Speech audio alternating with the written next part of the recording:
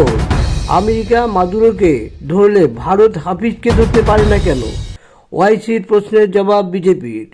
নয়াদিল্লি, মার্কিন president Donald ট্রাম্পের নির্দেশে মার্কিন সেনা ভেনেজুয়েলায় ঢুকে সেখানকার নির্বাচিত প্রেসিডেন্টকে গ্রেপ্তার করেছে। এই ঘটনা নিয়ে পক্ষে বিপক্ষে নানা মত তৈরি হয়েছে। ভেনেজুয়েলার সার্বভৌমত্ব এবং স্বাধীনতা সহ বিভিন্ন বিষয় নিয়ে আলোচনাও চলছে। নিকোলাস মাদুরোকে গ্রেপ্তার করে আমেরিকায় নিয়ে গিয়ে জেলে ভরা হয়েছে। এই ঘটনার পরেই এআইএমআইএম প্রধান আসাদুদ্দিন ওয়াইসি প্রধানমন্ত্রী মোদি সরকারের কাছে একটি গুরুত্বপূর্ণ প্রশ্ন তুলেছেন। তিনি দাবি করেছেন, যদি আমেরিকা ভেনেজুয়েলায় ঢুকে তাদের প্রেসিডেন্টকে গ্রেপ্তার করতে পারে, তাহলে মোদি সরকারের উচিত পাকিস্তানে ঢুকে 26/11 বোম্বাই হামলার মূল চক্রী হাফিজ সৈয়দকে গ্রেপ্তার করে নিয়ে আসে না কেন? একই সঙ্গে বিজেপি দেওয়া উত্তরে বিশ্বজুড়ে প্রশংসাও হয়েছে। ওআইসির প্রশ্নে ব্যাপক সমর্থন। আসাদুদ্দিন ও ওআইসির এই প্রশ্ন তোলায় পরে অনেকে তাকে সমর্থনও জানিয়েছেন। অনেকেই ওআইসির অবস্থান ও সিদ্ধান্তের বিরোধিতা করলেও এই প্রশ্নের ক্ষেত্রে অনেকেই তাকে সমর্থন করেছেন। তাদের মতে, যদি মার্কিন প্রেসিডেন্ট ডোনাল্ড ট্রাম্প একটি স্বাধীন দেশ ভেনেজুয়েলায় ঢুকে সেখানকার প্রেসিডেন্টকে গ্রেপ্তার করতে পারেন, তাহলে মোদি সরকারের উচিত পাকিস্তানের সেনা পাঠিয়ে জঙ্গি হাফিজ সৈয়দকে গ্রেপ্তার করে নিয়ে আসা। বিজেপির উত্তর কি? বিজেপির উত্তর, ওআইসির প্রশ্নটি ভারত ব্যাপক আলোচনার জন্ম দিলে বিজেপির সাংসদ গুলাম আলী খাটানা এর যোগ্য জবাব দিয়েছেন। তিনি বলেন, ভারত বিশ্বের বৃহত্তম গণতান্ত্রিক দেশ এবং প্রতিবেশী দেশের সঙ্গে ভালো সম্পর্ক রাখতে চায়। ভারতের জঙ্গি হামলা হয় তখন ভারতের লক্ষ্য থাকে হামলাকারী, জঙ্গি ষড়যন্ত্রকারী এবং জঙ্গিদের প্রশিক্ষণ শিবির। ভারত সন্ত্রাসবাদকে মূল থেকে নির্মূল করার চেষ্টা করে। গুলাম আলী খাটানা আরও বলেন, ভারত কখনোই কোনো দেশের উপর আক্রমণ করার উদ্দেশ্য রাখে না। আমেরিকার মতো কোনো দেশে হামলা করে কাউকে গ্রেপ্তার করার সংস্কৃতি ভারতের নেই। তবে সঠিক সময়ে হামলাকারীর প্রত্যেক জঙ্গিকে ভারত উচিত শিক্ষা দেয়। একই সময় বিহারের মন্ত্রী দিলীপ জয়সওয়াল আসাদুদ্দিনের ওআইসির বিরুদ্ধে তোপ দেগেছেন। তিনি বলেছেন, ওআইসির রঙিন কথা বলে মনোযোগ আকর্ষণের চেষ্টা করছেন। ভারতের নীতি এবং প্রতিবেশী দেশগুলোর সঙ্গে সম্পর্কে জেনে মন্তব্য করলেই ভালো হতো। ওআইসি আসাদুদ্দিন যে কথাগুলো বলে সেগুলো সম্পূর্ণ একটা ভেগধারী কথা, আসল কথা ওটা নয়। একটা গণ্ডগোল পাকিয়ে দিয়ে একটা সমস্যা তৈরি করে দিয়ে আবার তার একটা সমালোচনা করবে। ওর ধান্দাই হচ্ছে কি করে মুসলিম কাউন্টি তৈরি করা যায়। সেই জন্য সে এখন উঠে পড়ে লেগে আছে, যত মুসলিম সব এক হও। আবার মুসলিমরা বলছে এক হও। আর হিন্দু গান্ডুগুলো, আমাদের আমরা হিন্দু যারা গান্ডুগুলো, তারা কেউ লেজ মোড়াচ্ছে, কেউ কংগ্রেসে আছে, কংগ্রেস একটি মুসলিম দল, সেই দলেও আছে। আমাদের সব হিন্দুগুলো কিন্তু কোনো মুসলিম সংগঠন বা কংগ্রেস একটি মুসলিম সংগঠন। তার পরিষ্কার উদাহরণ দেখা যায় অধীর রঞ্জন চৌধুরী। দেখুন, যে দিনের পর দিন জিতে এসছে, যেই একজন মুসলিমকে দিল ওখান থেকে জিতে গেল। সেই মুসলিম কিন্তু সেখানে কোনো কাজও করছে না, সেখানে আসেও না, সেখানকার তার এরিয়ারও না। আর এই অধীর রঞ্জন চৌধুরী চামচাগিরি করতে করতে করতে করতে মুর্শিদাবাদটাকে একবারে ডুবিয়ে দিয়েছে। ওখানে সব মুসলিম ঢুকে বসে আছে, তাদের খাতির যত্ন করছে।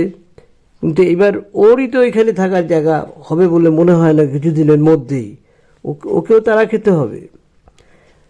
কংগ্রেসের চামচাগিরি যেগুলো করছে সেগুলো সবচেয়ে বড় বধ। অধীর রঞ্জন চৌধুরী আজকে বগর হিন্দুদের নিয়ে কী যে বলছে তার কোনো ঠিক নেই। এই খ্রিস্টান, এই হিন্দু, ওই অমুক, মুসলিম নিয়ে কোনো সমালোচনা করছে না, কেন তো মুসলিম সংগঠন করে বেড়াচ্ছে। এইসব মানুষকে হিন্দুদের চেনা উচিত। যেখানে যাবে সেখানেই কালো পতাকা দেখা, সেখানেই তাদের তাড়িয়ে দেওয়া। কোনো রকম ভারতবর্ষের কোনো জায়গায় এই রাহুল গান্ধী একটি কথা বলেছে, আপনারা নিশ্চয় ভিডিওতে দেখেছেন, ভারত মাতা কেয়া হয়, ভারত মাতা কেয়া হয়। ও শালা কি বুঝবে, ও কি বুঝবে? এখন ওই এসসি এসটি এসব নিয়ে লেগে আছে। কোথায় এসসি এসটিদের ভাগ করা যায়, তাদের সমস্যা বাড়ানো যায়, তাদের উস্কে দিয়ে ভোটটা নিয়ে নেওয়া যায়, এই সব করছে। এই বদমাসটাকে কেন হিন্দুরা ওই বদমাসের পার্টিটা করছেন? আপনারা যারা হিন্দুরা রয়েছেন তাদের আমি বলছি, এই বদমাসের পার্টিটা কেন করছেন? দেশ যখন ভাগ হয়েছে তো এইরকম কথা ছিল না। 1976 সালে সেকুলারিজম ঢুকিয়ে দিয়েছে। কে ঢুকিয়েছে? ইন্দিরা গান্ধী ঢুকিয়েছে। ইন্দিরা গান্ধী কে? একজন মুসলিমের বউ, ও নিজেও মুসলিম। মহাত্মা গান্ধী গাজী, ও তো গাজী একজন, এখানে নাম ভাঙিয়ে চলছে এবং তার গান্ধী টাইটেল নিয়ে এরা বেঁচে আছে। কেন বেঁচে আছে? হিন্দুদের মাথা খুব ভালো করে বোঝার চেষ্টা করুন। হিন্দুদের বোকা বানাবার জন্য তাদের ভোট দেবেন। আপনাকে এই কর্ণাটকের কথা বলি, শুনুন, এক্ষুনি মনে পড়লো কর্ণাটকের কথা। এই কালকেরই ভিডিওটিতে দেখলাম হিন্দুরা হিন্দু মন্দিরে যেতে পারবে না, ওখানে কংগ্রেস সরকার। বুঝতে পারছেন? এখানে এখানে সেখানে ঘুরে বেড়াচ্ছে, বিদেশে গিয়ে আমাদের দেশের বদনাম করছে।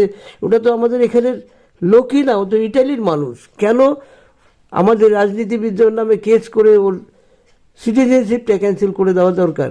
ও তো ভারতীয় নয়, ভারতে জন্মও হয়নি, ওর জন্ম হয়েছে ইটালিতে। তাই এইসব জানোয়ারের পার্টিগুলো যারা করে, অসভ্যের পার্টিগুলো যারা করে, আমি তাদের হিন্দুদের বলবো, আপনাদের মাথাটা একটু ঠিক করুন। লোক পরে করবেন, আগে আপনি বাঁচুন। আপনার দেশ থাকলে আপনি অনেক কিছু করতে পারবেন, দেশ না থাকলে আপনি কি করবেন? বাংলাদেশ, পাকিস্তান এগুলো তো আমাদের অঙ্গ ভাগ করে হয়েছে, তারা কেউ কথা রাখেনি।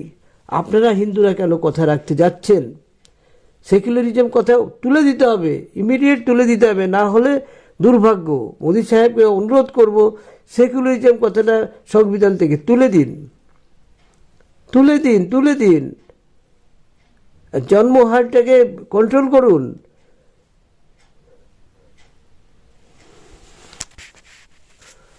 বন্ধুরা, আমি জানি কিছু সমালোচনা আমি শেষের দিকে করি, উপায় তো নেই, আমরা তো হিন্দু।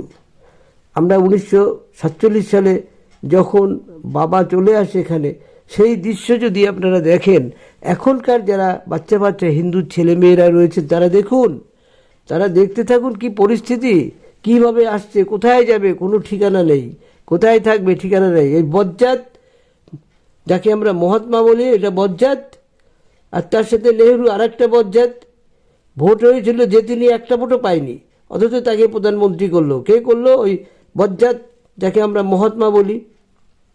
এই বজ্জাতটা শেয়ানাগিরি করে ওকে দিয়ে দিল। সবই তো মুসলিম, নাম হিন্দুদের দিয়েছে কেন? হিন্দুদের বোকা বানিয়ে।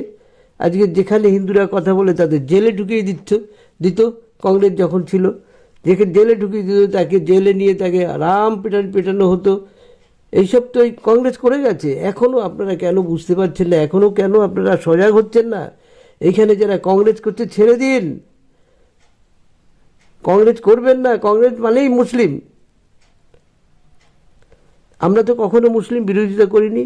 এখন যেভাবে আমাদের চারপাশে হিন্দুদের জ্বালানো হচ্ছে, পোড়ানো হচ্ছে, মানে বুক কেঁপে ওঠার মতো, তবুও এখানে তারা এখন ওই কংগ্রেস কংগ্রেস কংগ্রেস করছে। স্ট্যালিনের সঙ্গে বসলো কে বসে কথা বললো? যখন তাকে কথা বলার উত্তর দিতে পারছে না, পালিয়ে যাচ্ছে। এইসব জানোয়ারদের কখনোই ভোট দেবেন না। এবার আমি জানোয়ারই বলবো, এরা মানুষের মধ্যে পড়ে না, শুধু একটা পদের জন্য ল্যাক করে বেড়াচ্ছে। এইসব অমানুষদের সাথে কখনোই থাকবেন না। যারা হিন্দুরা রয়েছেন ছেড়ে দিন না পার্টি ছেড়ে আপনি বাঁচতে পারবেন। এক জায়গায় ভোট দিন। যারা হিন্দুদের ভালোবাসে, যারা হিন্দুদের নিয়ে কথা বলে, যারা হিন্দুদের নিয়ে ফাইট করছে, তাদের ভোট দিন। সবাই তো, মুসলিমরা তো তাই করছে। যখন মুসলিমদের কথা সবাই যারা বলছে তাদের ঝেড়ে ভোট দিচ্ছে। কোনো অন্যায় করছে না, তারা বাঁচতে হবে, তারা বেঁচে থাকবে, তাই তারা দিচ্ছে। হিন্দুদের বাঁচার কোনো অধিকার নেই। আপনারাই আপনাদের শত্রু, কিন্তু হিন্দুরা হিন্দুর শত্রু। এই শত্রুতাকে ভুলে গিয়ে সব হিন্দুরা এক জায়গায় হয়ে একই জায়গায় বসুন, একই জায়গায় ভোট দিন। দেখবেন এরপরে সব পার্টি আপনাদের লেজে হাত, আপনাদের প্রেম দেখাবে, তারপরে আপনাদের সুবিধা সুযোগগুলো দেওয়ার চেষ্টা করবে। আমাদের চোখের সামনে তো একটা উদাহরণ রয়েছে, মথুরা যে এরিয়াটা, সেখানে কে যায় না, প্রধানমন্ত্রী থেকে শুরু করে অভিনেতা, তারপরে আমাদের সব এই তৃণমূলের লোক, বিজেপির লোক, সিপিএমের লোক, সবাই তো যাচ্ছে তাদের তেল দেওয়ার জন্য, যে আমার দিকে আসো। কারণ তারা এক জায়গায় আছে, এক জায়গায় ভোটটা দেয়, আর 2-4 জন বদমাশ থাকেই সব দলে। তা বন্ধুরা, ভিডিওটি আপনারা যারা দেখছেন, যারা হিন্দু, তাদের বলবো কিছু কমেন্টস করবেন আর শেয়ার করে দিন, সবাইকে শেয়ার করে দিন।